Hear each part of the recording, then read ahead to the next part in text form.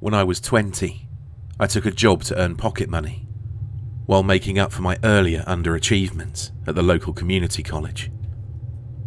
My new employer was one of those full-service residential cleaning companies. I won't say which one, so to protect the innocent, let's just call it Clean Bro. I was one of two types of people who worked the mops for Clean Bro. 20-year-old high school dropouts like myself, and 40-year-old losers who didn't care how dirty they got during the day, as long as they could afford to wash themselves off in cheap beer at night. There were also plenty of upstanding folks in the profession, but they tended to sign on with companies that cared more about their employees' work ethic and less about the kind of documentation that comes standard with being born here. Unlike the competition, Clean Bro exclusively hired dropouts and burnouts because we worked for peanuts, and because corporate seemed to have a knack for attracting government scrutiny. For both groups then, cleaning up other people's messes was something to do while running away from our own. Everyone came to the job from somewhere less than ideal, and most folks left it for pastures that were no greener. Clean-up jobs came in a pretty wide variety. The most common one was picking up after a kitchen fire. Some sleep-deprived stay-at-home mum would put dinner on the stove, then nod off on the couch. The smoke alarm would blare and give the kids a good fright, but everyone would make it out safe. The fire department would hose it all down with grey water, leaving behind a colossal mess of smoke-stained ceilings, waterlogged drywall, shattered drinking glasses, and smashed dishware. Once the claims adjuster had taken his look, the homeowner would call Clean Bro, and I'd roll up in my company van and company overalls to spend the day scrubbing soot off of windows, prying up cracked tile, and sucking ashes into the world's most powerful shop vac. The next day, carpenters would swoop in and put the whole thing back better than new. With the insurance payout, half these houses had nicer kitchens by the time all was said and done, and I usually got a pretty good tip for my trouble. Some of the cleaners refused to work anything worse than a fire rehab or flood restoration. But as a young fellow, I liked to think I could stomach anything, so I ended up taking a lot of the worst jobs too. For example, every couple of weeks, Clean Bro got called to work one of those scenes where they did the deed to themselves. Now, it's not as bad as you think.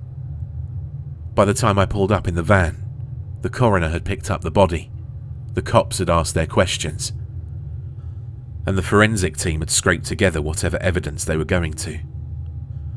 At that point, the homeowner was usually left with little more than some bad memories and a stain, and it was my job to scrub out the stain. The more considerate ones left hardly any mess at all, choosing the bathtub for their final resting place. Sometimes there would be a dark ring revealing the tub's last high water mark, but usually there was no sign at all of what had happened there. Still, the homeowner would normally have me pull out the tub entirely, leaving behind a hole that they'd fill with something new. I guess they didn't like the idea of taking a shower or bath in the same place where a loved one lay dead and decaying for hours, days, maybe even weeks before being discovered. They hired me because, in my area, a lot of regular contractors can't touch a tub that's had a dead body in it, owing to occupational health regulations.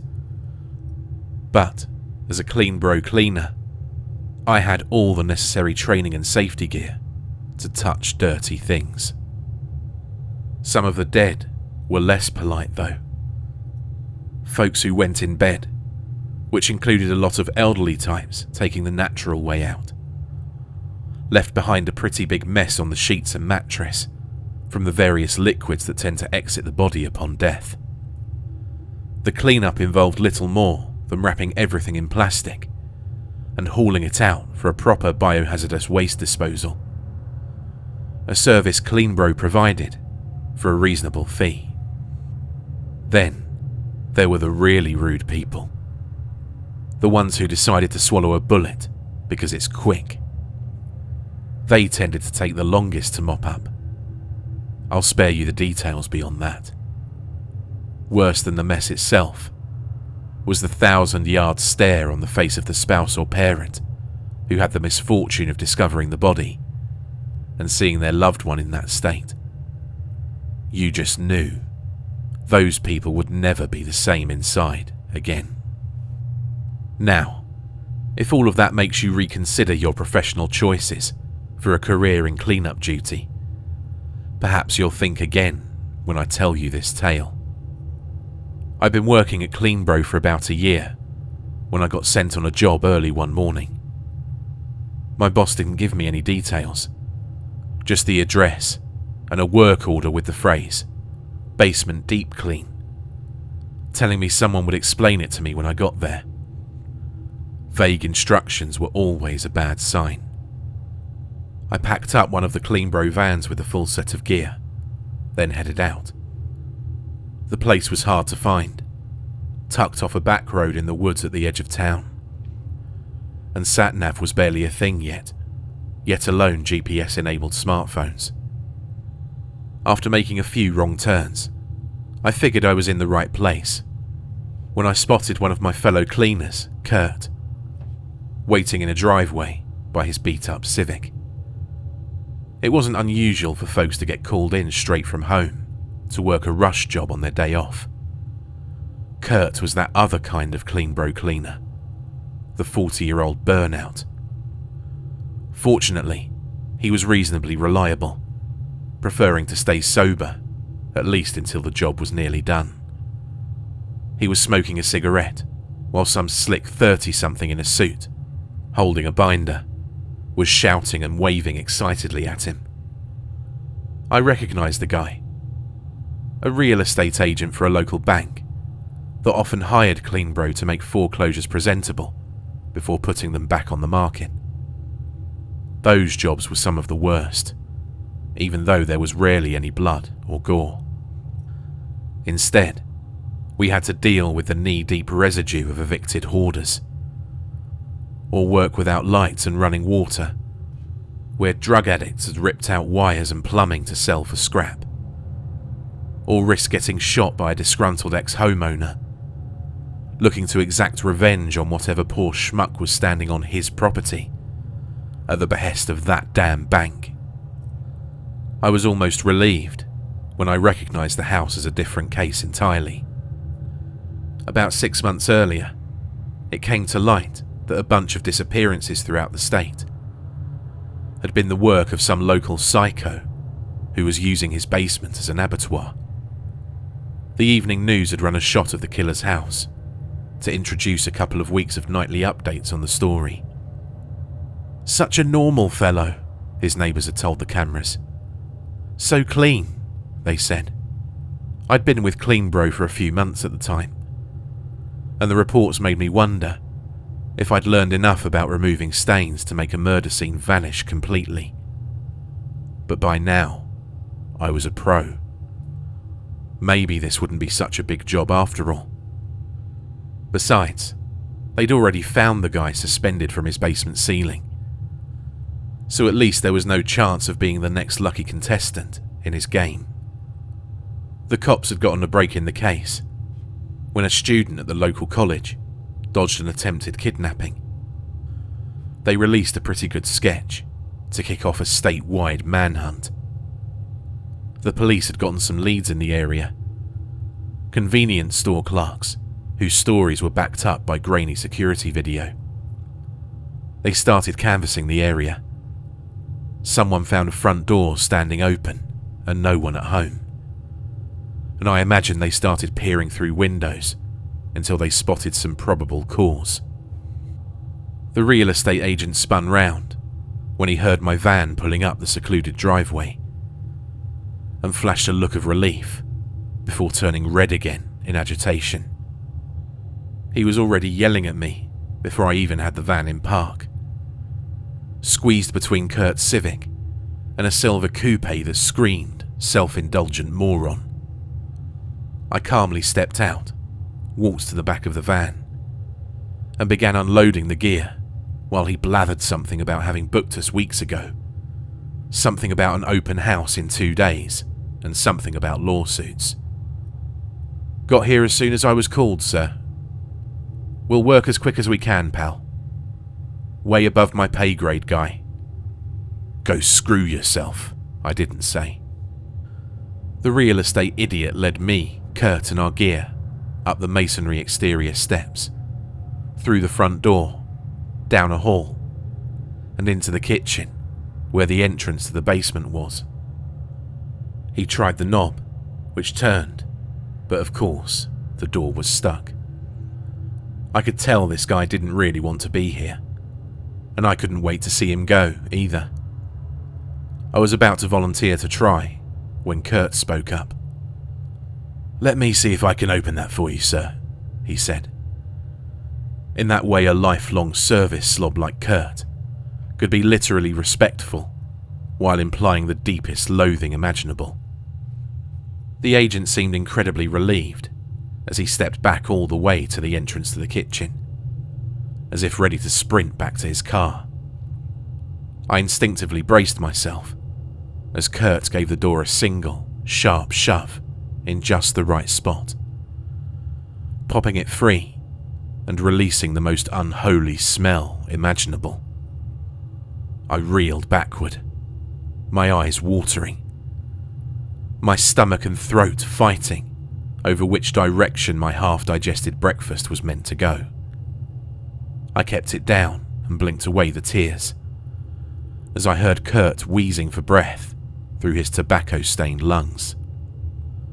For a moment, I envied his burnt-out sinuses, since he seemed only barely phased, while I was on the verge of passing out. Before I could recover fully, I heard the agent snap that we had to be out by tomorrow at 10, in time for the house stagers, who wanted to turn the basement cesspit into a cosy game room or some crap. And then, with the audible bark of 4 turbocharged cylinders, he was gone.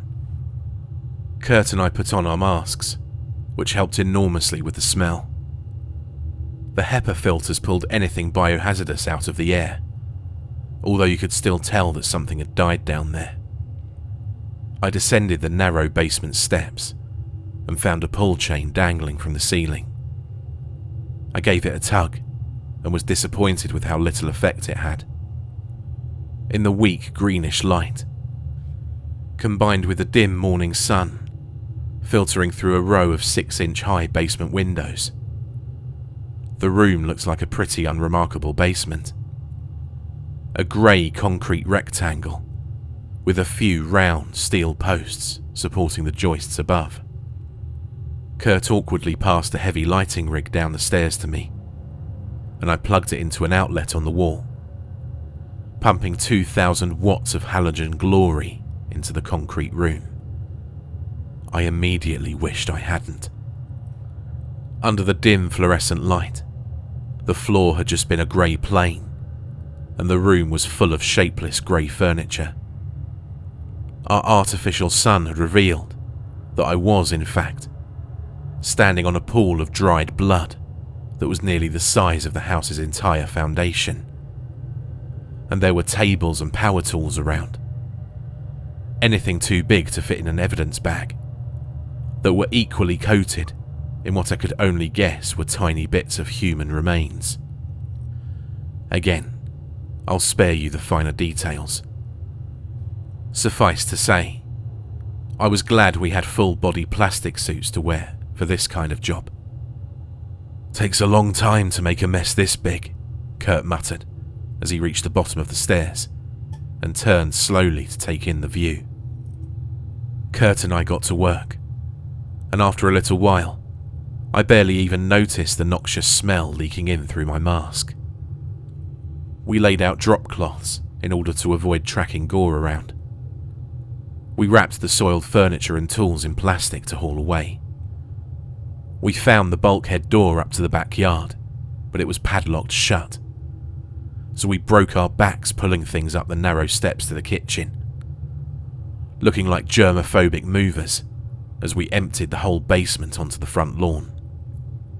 The day wore on, and as we took our lunch break, a Clean Bro disposal truck stopped by to pick up the large biocontaminated debris. The driver was a friend and had picked up some subs for us on the way over. Kurt scarfed down bologna and American cheese on white, but I didn't have much appetite for my chicken parm.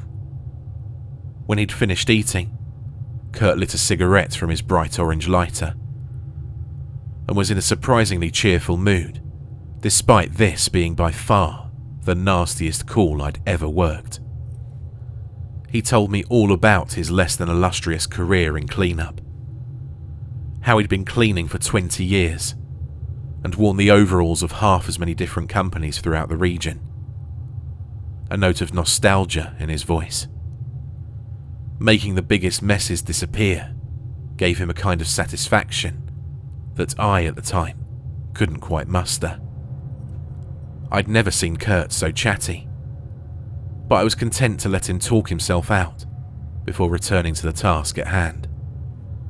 We hit things hard after that, hoping to finish the job without having to come back early the next morning to make our deadline. Our boss at Clean Bro always showed appreciation when we made one of our bank clients happy, since they offered plenty of the toughest but most lucrative jobs. All the big stuff was out, and the layers of caked-on blood were starting to wear away under the industrial solvents we'd deployed. Between opening the basement windows and setting up a massive industrial fan blowing down from the top of the steps, we'd managed to clear the worst of the fumes. The mopping was sweaty work in full hoods and masks, and I was starting to feel weak from skipping lunch, so we decided to take them off and risk the air. The smell was now entirely tolerable, although I did catch the occasional whiff of death as the afternoon wore on. The sun was setting as we started to wrap things up. Thanks to chemistry, mops and old-fashioned elbow grease, the concrete floor was clean enough that you could eat off of it, assuming you had no idea about the horrible crimes that had been committed there. Anything else that had been soiled was either off the property or in the back of the van. Kurt and I nodded agreement at a job well done, and then, just as I turned to haul the first load of cleaning equipment back up the narrow basement steps, I heard a sharp pop above my head. I'd clipped the fluorescent bulb with a mop handle, shattering it into a fine silver powder that drifted down like snow. Working under the glow of our industrial lamps, I'd completely forgotten it was there. Now, as if there aren't enough reasons to hate those damn compact fluorescent bulbs, the stupid things have mercury in them that gets out as dust and vapour when they shatter. Most people just vacuum up the dust and broken glass without a thought, which is a great way to spread the poison around your house. As a certified cleanup professional, I had both the training and the sworn duty to do the right thing in this situation, even if it kept me from going home for an extra hour. Kurt smirked at me, shaking his head as he pulled his mask back on. "That's all you," he said, grabbing the shop vac and hauling it up the stairs. I followed him back to the van with a half-empty bucket of solvent and fetched a sticky lint roller, a fine broom and a dustpan, and a jar intended for hazardous chemical waste. Kurt packed the rest of the equipment back into the van, while I performed the delicate duties of saving the world from 1,000th of a gram of mercury. Loading in and out were my least favourite parts of the job, and even though it was Friday night, I didn't have much to go home to, so I was pretty slow about it. I timed it so I'd finish just as there was nothing left but the lighting rig, and that was the only thing keeping the darkness at bay now the sun was gone. I swept the final flakes of dust into the jar, then reached up to unscrew the wrecked bulb's base from the fixture. Just in time, I remembered to tug the pull chain and switch it off first. I was sealing the jar's lid when I heard the familiar snap of Kurt's lighter. I was about to admonish him for smoking in a client's house when I saw he was using its light to get a better look at something against the wall, outside the searing beam of our flood lamp. The better prepared cleaners carried a pen light with them, but Kurt was more of a travel light kind of guy. He was poking at some antique furniture that had witnessed the basement's horrors and escaped unstained. It was clean enough to sell to some depraved collector of serial killer memorabilia, which meant we weren't supposed to touch it. It's bad form for a cleaner to snoop through a homeowner's property, but I guess the poor dead psycho wasn't going to mind. "Looks like the cops missed one," Kurt said, letting out an amused whistle as he stared into a drawer he'd opened in direct contravention of clean bro policy. "What?" I asked, not sure I wanted to know. Kurt held up a severed finger in his gloved hand, giving me a glimpse of it before dropping it into a small bag for biohazardous waste that he'd already pulled from a pouch on his plastic bunny suit. I guess when the killer's dangling a few feet above a stack of his own victims, the forensics guys feel free to phone it in. Shaking off my mental image of the spare finger, I brought the jar of mercury-kissed glass shards out to the van, securing it in a chest reserved for the deadliest of deadlies. I wasn't allowed to carry anything else when transporting something so very dangerous. You've got to love policies created solely for corporate liability arse covering. I'd left Kurt behind, figuring he could bring the lighting rig out when he was done collecting souvenirs. He was taking his time, and I remembered just how unwieldy the rig had been when he handed it down to me. So after hanging at the van for a few minutes, I locked its doors, another inane hazardous chemical waste policy, and went back into the house to check on him. Descending the basement steps one final time, I took a deep breath and drew in the smell of victory. Absolutely nothing. Then, like the killer who comes back for one final swipe at the hero, a gust of putrid wind hit me in the face. I blinked the tears from my eyes again to see an odd shadow from the wall, tracing the outline of a tall, slender figure. Its torso spread to the ceiling, and its legs stretching across the floor, the whole shape swaying unnaturally. I was still reeling from the unexpected lungful of noxious air, which was cleared by a chill draft blowing through the concrete room. My pulse quickened as my gaze swept across the space, scanning for some demonic intruder, but saw nothing there. Instead, I spotted a glove draped over one of the bulb enclosures of the lighting rig, 2 fingers dangling in front of the beam and fluttering slightly in the draft. The glove was just starting to melt in the searing halogen glare, so I yanked it away before it glued itself to the metal frame. A red smear across the glove's palm turned out to be a message. "Thanks," it said. "Kurt, what the hell?" I yelled. Cleaners pranked each other all the time on the job, but this had crossed several lines. I scanned the shadows again, expecting to see him doubled over in suppressed laughter, but I was alone. Then, I noticed the cool breeze was drifting down from the open bulkhead door up to the backyard. "How did you get that open?" I asked the empty room, but no reply came. "Come on, man," I whined, hoping Kurt would return to help me. After a few seconds of silence, I pulled out my tiny AA cell flashlight and unplugged the halogen flood lamps. leaving myself standing in near total darkness.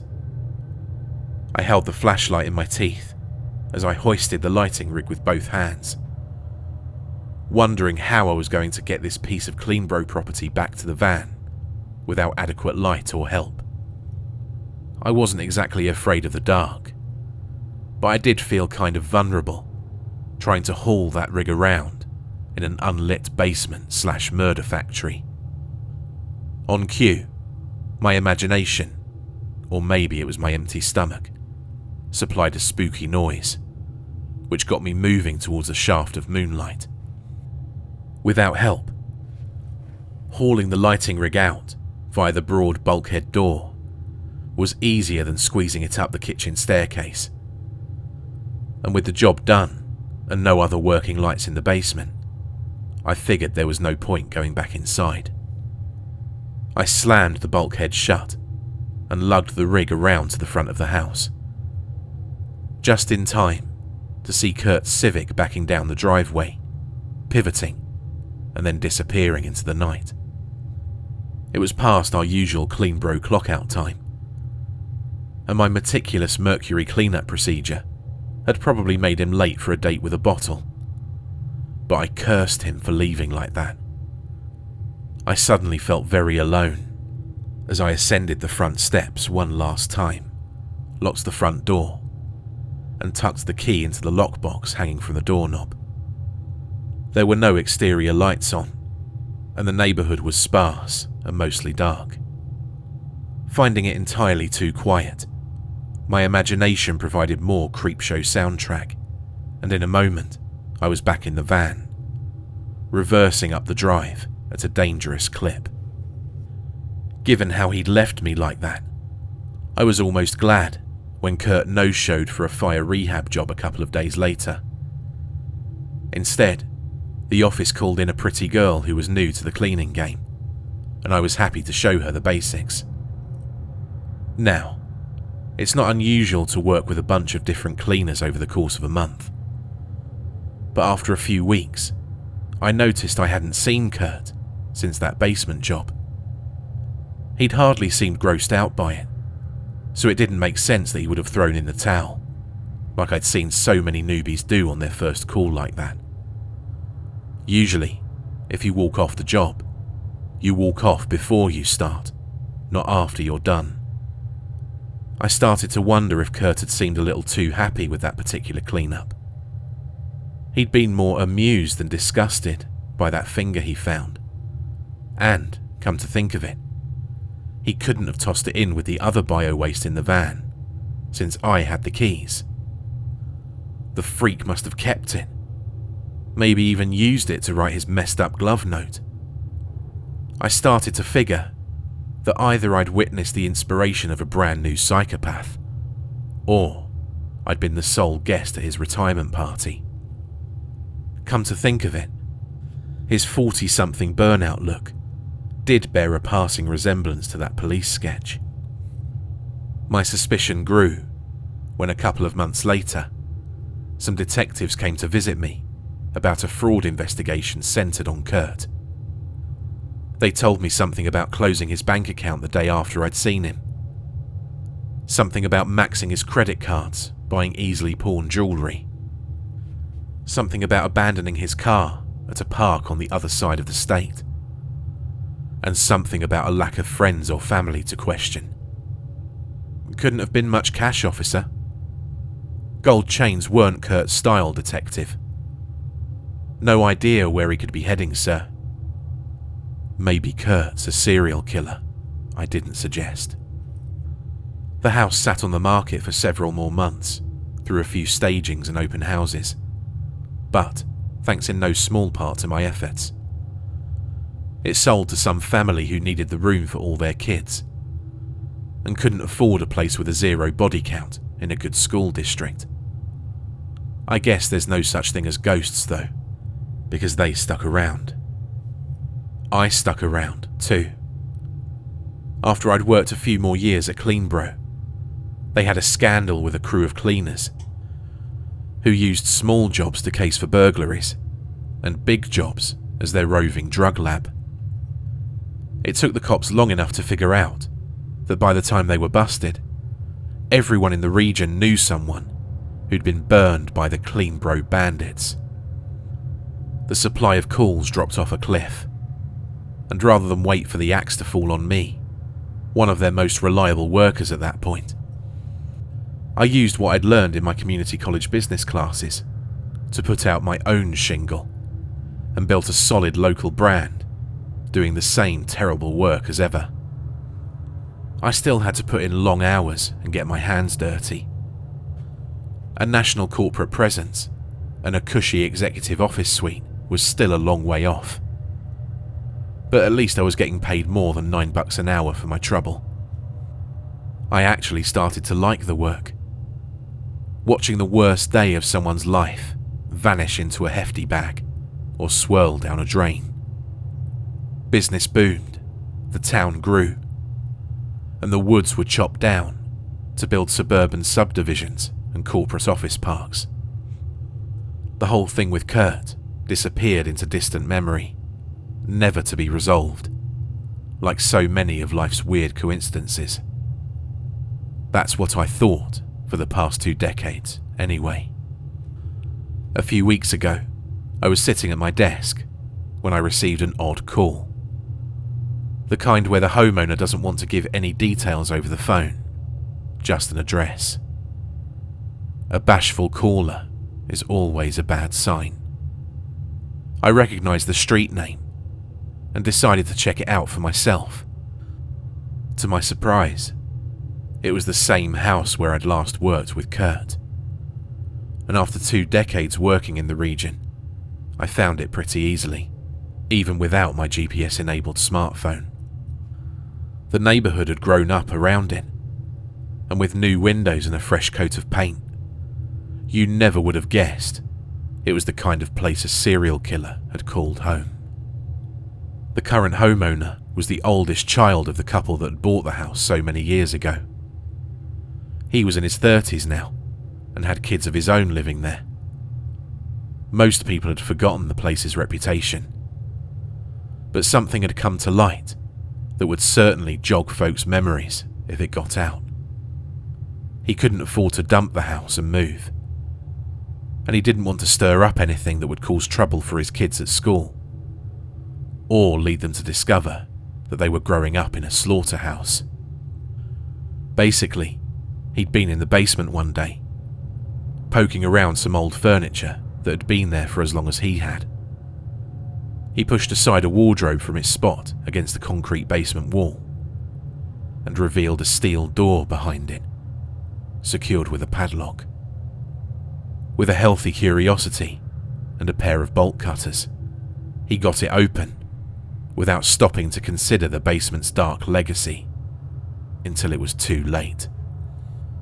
A quick glimpse was enough to send him running to call the police.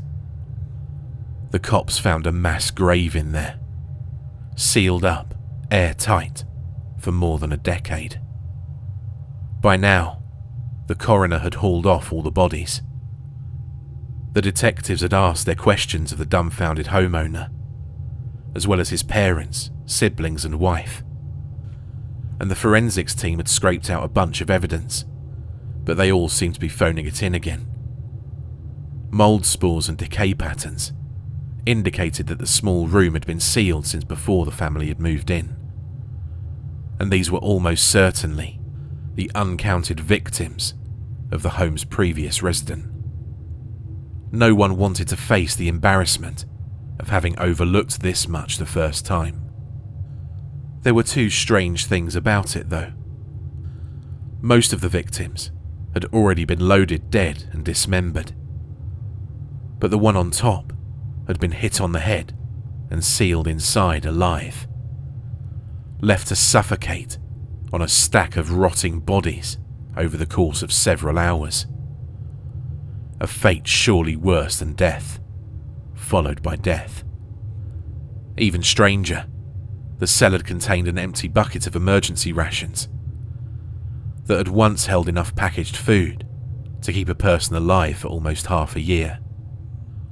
The homeowner led me down into the basement, where an unholy smell awakened some long-buried memories in the back of my mind. The sense of smell is said to have a direct line to memory. And this stench forced me to recall an entire day spent down here, mopping up the leavings of some psychopath's extended wet dream. Under the weak bluish glare of the basement's bare LED bulb, the homeowner pointed out the shape of a wardrobe by the wall, and my heightened memory instantly recognized it. It was sitting just a few feet to the left of where it had been when Kurt and I had cleaned this place out 20 years ago. In its old spot, cut into the concrete wall, there was a steel door, standing slightly ajar and wafting the stench of hell itself into the room.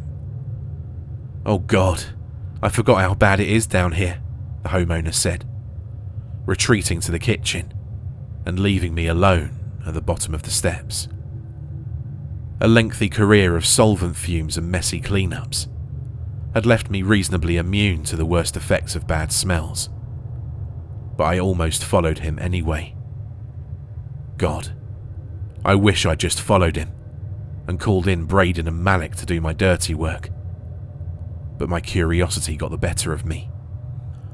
I pulled out my heavy flashlight from its loop on my utility belt, gripping it for safety against I don't know what, and walked over to that steel door.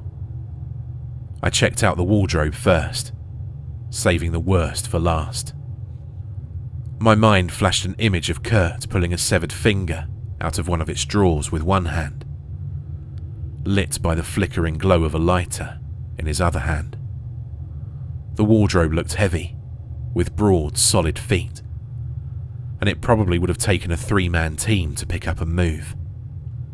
Then, I spotted the telltale tracks of casters, cut into the decades of dust that had fallen since Kurt and I had cleaned the place.